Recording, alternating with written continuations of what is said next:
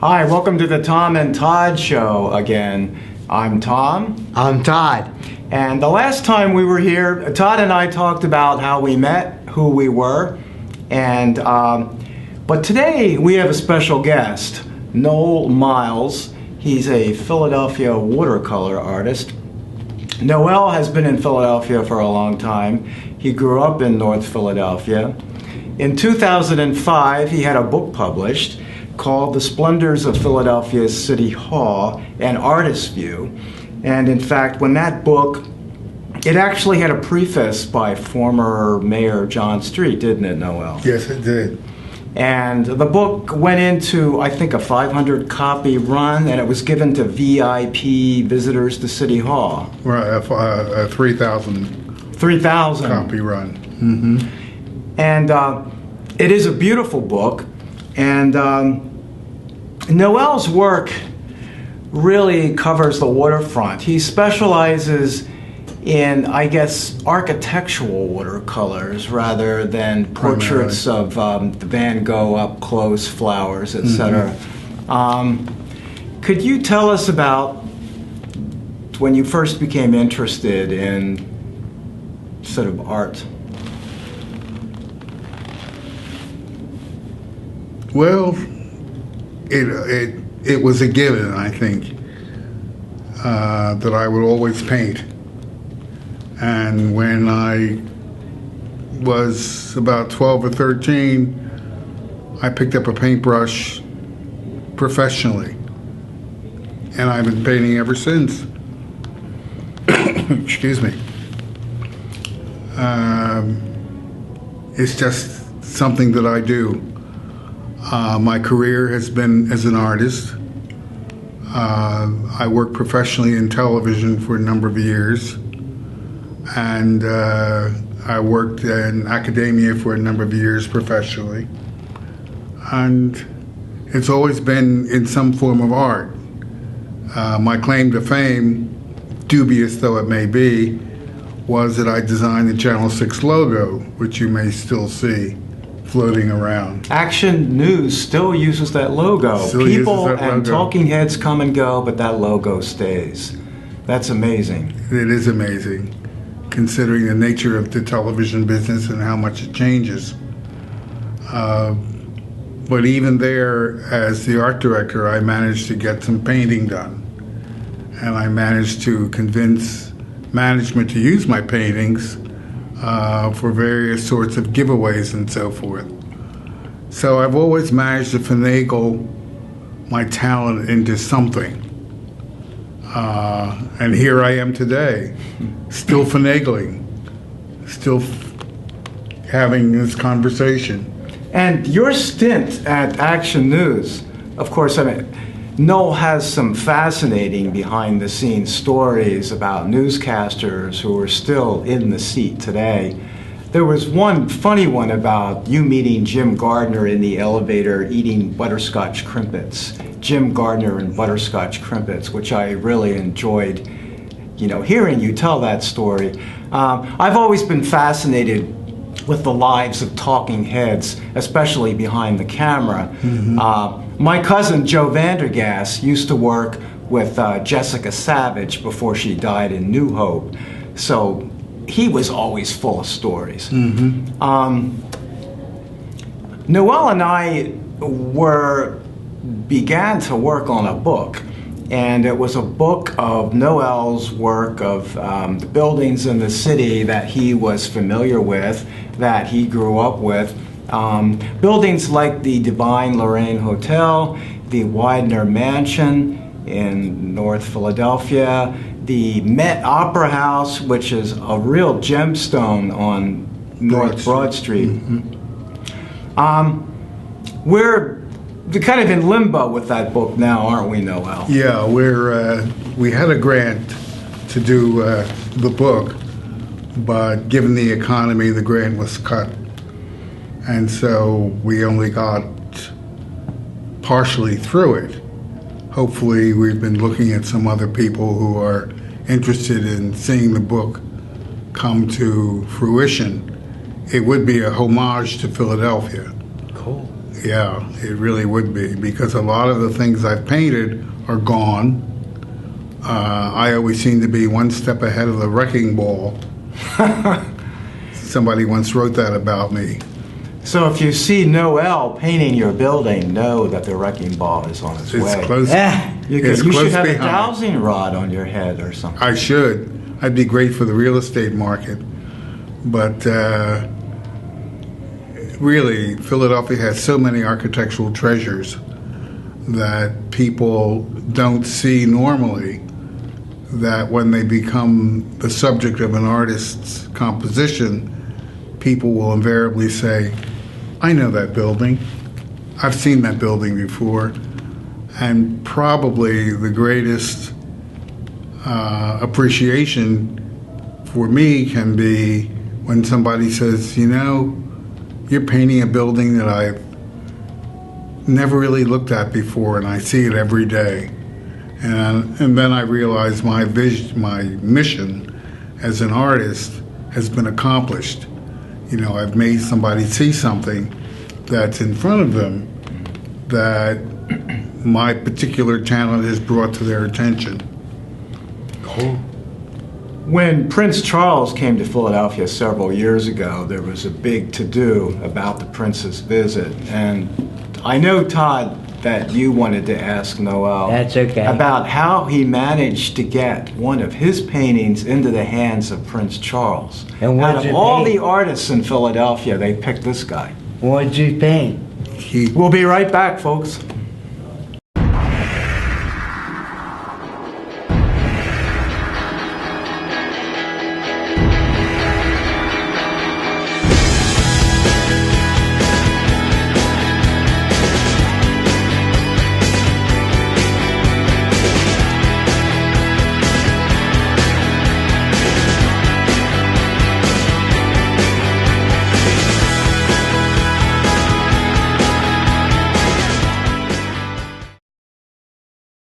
Well, now we're back and we're listening to Noel talk about how he managed to give a painting of his to Prince Charles during Prince Charles's visit to Philadelphia. Yes.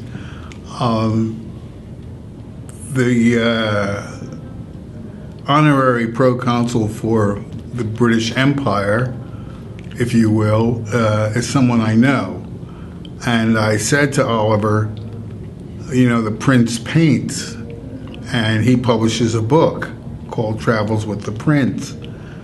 And I said, you know, it would be nice to meet him and so forth. We had a cursory conversation about it. Mm-hmm. The next thing I know, the itinerary for the Prince is published in the paper, and along with the itinerary was a list of goodies that he was going to pick up. And one of the goodies he was going to pick up was a painting by me, which I hadn't really anticipated. It's called Philadelphia Swag. That's right. Yeah. It was the Princess's swag bag. The Eagles sent him a football signed by Donovan McNabb. I think Pat Steak sent 100 steak sandwiches. What he did with those is beyond me. As if he needed that with his income, right? Right. And I was asked to give a painting. Originally, I didn't want to give the painting because my paintings are not cheap, and I certainly can't make a living giving away paintings, even to a prince. So I gave the prince a print of one of my pictures, and it was sent back to me saying, you can't give the prince a reproduction. You have to give him an original. So he received an original of the picture I'd done of the Academy of Fine Arts. Oh, wow, okay. And I missed a photo op with the prince in about 5 minutes. He came to the office, but by that time I had left. Oh. So I missed the photo op. But 2 weeks later, in Royal Mail from Buckingham Palace, came this large envelope with a copy of the Princess's book, Travels with the Prince, and a letter under the royal secretary's hand, saying how much that the Duchess of Cornwall and the Prince enjoyed the painting. Cool. And didn't it for a while wind up in the palace at Highgate? it was at the palace at Highgate, and then they moved their residence to one of the other palaces. And I understand from my source that the picture hangs on the wall. I thought perhaps it would just be shoved in the corner with a lot of other, memorabilia. Right. But the prince let it be known that he was not in the same category of artist as I, which is flattering, and that the picture now has a place on the wall in his new place. And this is a prince who has very eclectic interests. He has some zany hobbies. I think one of his hobbies is going to Mount Athos in Greece and hanging out with bearded Greek monks in rooms filled with icons. I think he goes to Mount Athos about once a year. And so the man has good taste.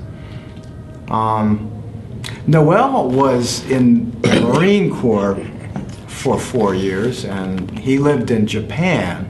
Oh, tell us about Japan. He told me that when he was in Japan, that sort of refined his artistic vision, as it were.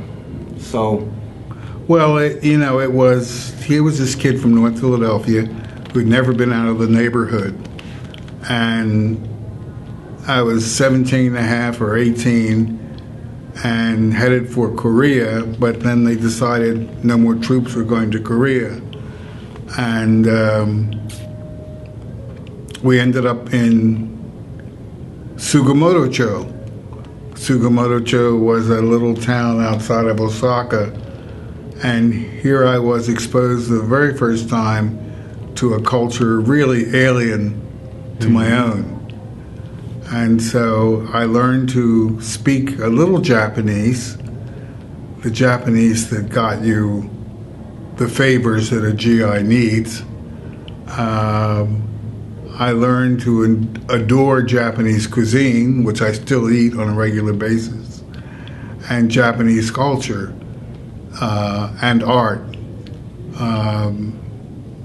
So it was quite a cultural eye-opening to have gone.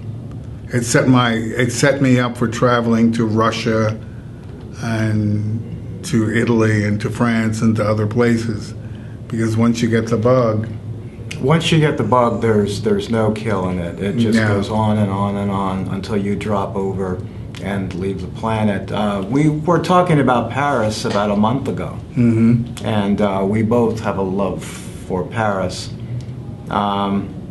So hopefully we get to see Paris again. Now, we'll be right back after these messages. Do you want more traffic for your business, but only have a small advertising budget? Do you want your customer to pick you over your competitor every time? Have you heard that video is the #1 way to get in front of your customers? MallStars makes videos for any budget. They have business videos starting at under $100. Call MallStars at 215-393-1577 or visit our video website at www.mallstars.tv.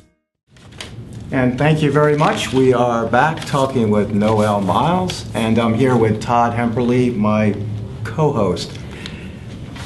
Now, Noel also worked a lot of, as we all do, when you're a writer or an artist, you have to work some pretty strange and odd jobs.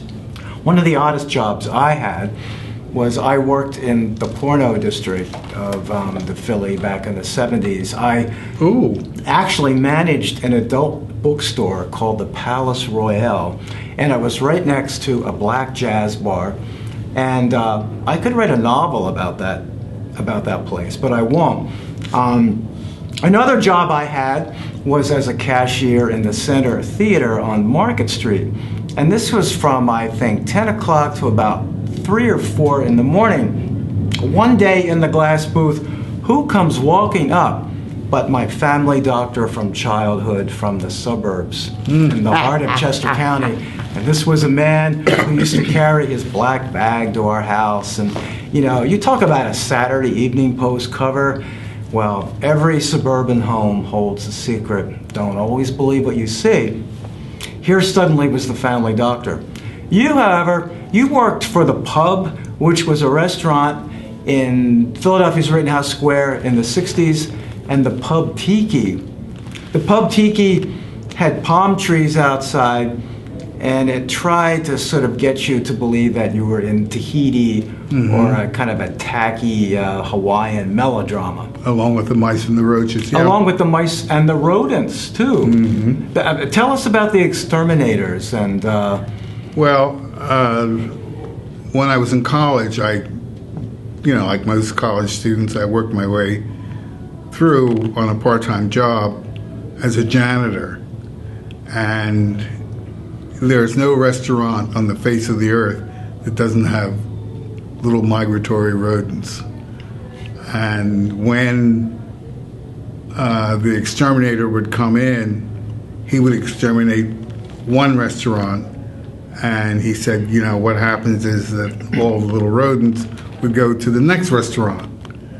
So it became a standing joke, you know, that no place is without its little colony of non-paying customers, if you will. But that was a job that only lasted as long as my stint in college, and makes me no different than most college students, you know, who work while they're in school. I went to the University of the Arts, which at that point was called the Museum School of Art, and was under the aegis of the museums on the Parkway. And then eventually it became separate and was called the Philadelphia College of Arts. And then eventually it morphed into the University of the Arts as it's known now. And you were also the first black winner of the Philadelphia Watercolor Society's Dawson Prize, right? Yes. That was a great thing. That was an interesting thing.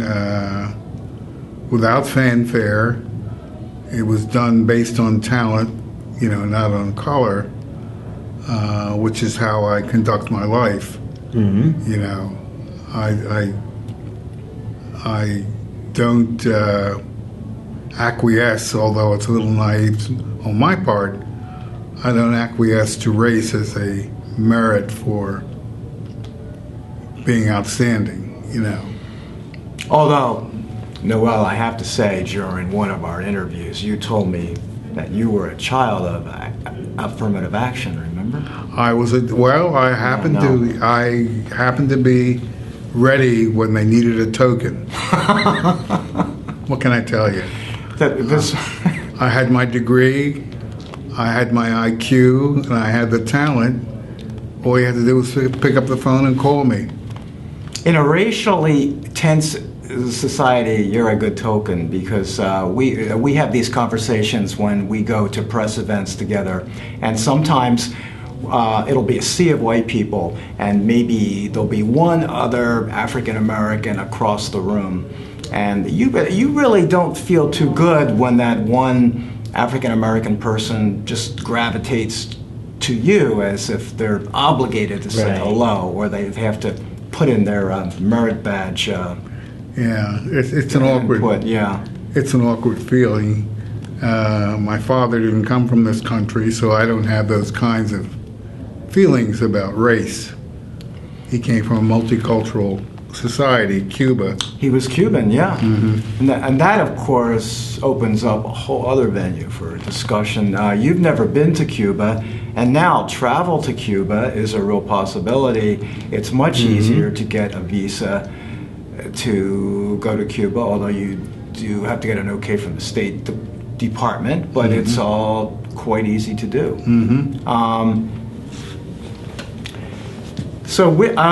I'm waiting for an exhibit of your work. In my work for Icon, I get to interview a lot of artists and photographers who are always having exhibits now. And it seems that photography is on the tip of everybody's tongue. I can't tell you how many photography exhibits now there are in the city for the month of April.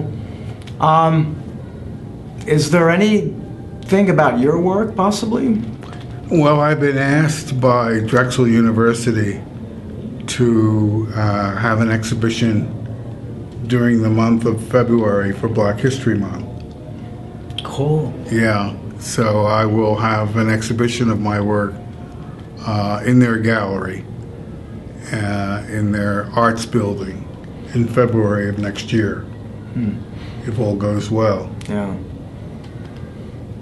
And Todd, are there any questions that you want to ask? What is the very first picture you ever painted? It's a very good question. Way back when you were 12 or 13, you said you started painting professionally. Part of the New Century Guild end of things for you. Yeah,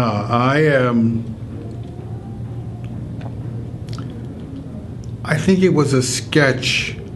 I think it was a self-portrait. Oh wow! Yeah, I think it was a self-portrait. The very first thing I'd ever done. And for years, my great aunt had it, and then it disappeared. Oh. But I do portraits even now, Right. as well as buildings and still life and so forth. But that was the first thing I recall. And your great aunt was an extraordinary person. We both had great aunts who were kind of like old world European old style manners, who kind of stole us from our biological birth mothers and gave us this little like in-house training, what silverware to put where and how to write thank you letters. You had a great aunt very much like that, didn't you? I did. She came up from Maryland, and her very first job reminded you of upstairs, downstairs. She was the major domo of the downstairs help, and she passed on all of those idiosyncratic ways of behaving to me. And so she passed on how to set a table and what knife to use and what fork to use and how one spoke and how one conducted oneself. And even today, although it seems a little arcane, I still find it interesting that it separates me from a lot lot of people, because it still comes through. It does. I remember when my great aunt took me to Manhattan when I was 12, and she took me to see the Rockettes and to the top of the 666, which was a restaurant. It was called Top of the Sixes. Mm-hmm. It was my first exotic New York restaurant, and there we were at night, and she's in her swank best, and she wants a seat by the skyscrapers, and the maitre d' looks at her and says, "Sorry, they're all taken." And she goes into her purse and gets this crisp, I don't know what number it was, and very discreetly hands the maitre d' the big bill, and boy did the world open up. And that was a lesson at age 12. I don't know, and so what lesson would that be? Always Money rules the world. That's right. Yeah, right. Always give the maitre d' a little Yeah, 5 spot. yeah, a little 5 spot or a 20 spot. Yeah. And that was the time, by the way, that we went on to the Circle Line when Marilyn Monroe was in the Bellevue, and the man on the loudspeaker said, "Somewhere in one of those rooms is a recuperating Marilyn Monroe. Wave to Marilyn." So what does the future hold for you? I mean, we're trying to get this book off the ground. I don't know. Well, the book is the major project on the horizon. Right. I think once it's published, it will be widely accepted. But in this economy, getting a project like that off the ground is difficult. But we're hoping. We're hoping. In this economy where journalism is going downhill, etc., things are looking bleak for publishing.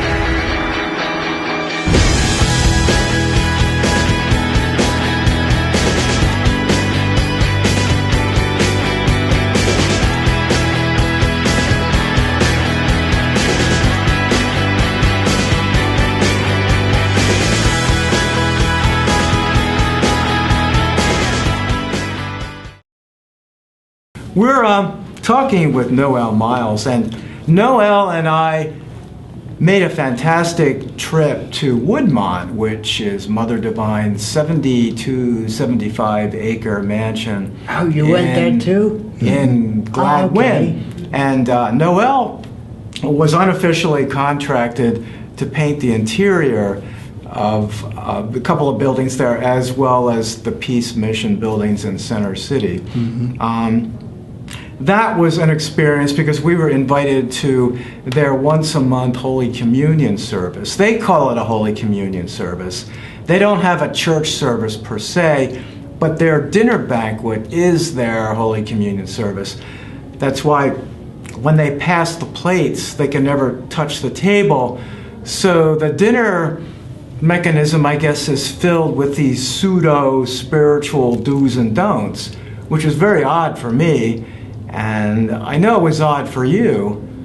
And it was especially startling when they invited us to say a few words after the dinner. We had to stand up and talk to these people. Yes, we did. Now, these are people who have basically turned over their lives to the Peace Mission. They've taken not vows, but they're all celibate. Even if they're married, they're supposed to be celibate. Oh my God. So they live like monks and nuns, even in a kind of the marital situation. They're like the Shakers. Oh my God. Mother Divine is a famous person in her own right, and when we first saw her walking down that grand staircase, what were your thoughts? I know what my thoughts were, but as she was being led by the aide down the Sunset Boulevard staircase, what was going through your head? Not Sunset Boulevard, but the head, the very regal head of an organization. I mean, there she was in her spangled vest, coming down the staircase, and at almost 90, looking very regal and very much together.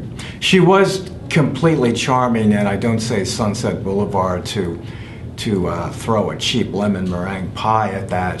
We were both completely charmed by her, mm-hmm. and we both really, really liked her. And she took a shine to us. She did. In fact, after dinner, she invited us into the presidential suite to have a private interview with her, which I thought that room looked exactly like those old JFK presidential photos mm-hmm. of Caroline walking around and John in the center of the desk. I couldn't see the difference. But she never really told us anything in that room. She just I think she just opened it up for the possibility of questions, right? Yeah. And I think it was more or less, in a strange sort of way, a photo op for her.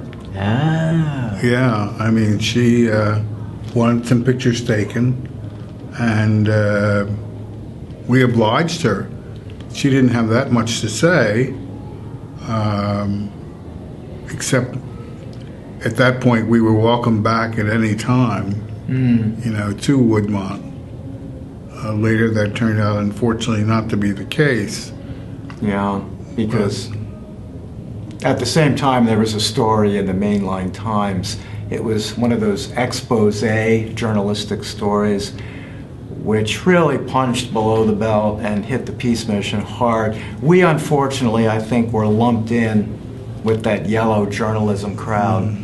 But Mother Divine was a gutsy person. Jim Jones and his followers were once at Woodmont. She gave them shelter before the great Kool-Aid disaster, until she caught wind of his craziness and ordered them all out. Mm-hmm. So there's something to be said for her third eye. Mm-hmm. So perhaps one day we'll get back to Woodmont, Noel. What do you think? Hopefully. Yeah, that would be nice. Would be. But are you going to paint City Hall again? Well, I've done one more picture of City Hall. You have? Yeah, which the City Council uses as part of its presentation when it gives somebody a proclamation. Mm-hmm. There is a print of my City Hall that goes with the proclamation. So it's the official picture of City Hall. I just wish that they would bring the man out behind the name, because your work is there and they present your work to all these VIPs, but the artist himself is still, in my mind, pretty much invisible. So I think it's up to Mayor Nutter to do something about that. Have a reception around you or something. Well, we'll see. I think your work is worthy of it. Thank you. And Todd, anything new with you before we wrap this thing up and send it into outer nothing space? new. No. Thank you, folks. We enjoyed being here and entertaining you. That's it. Okay, thanks.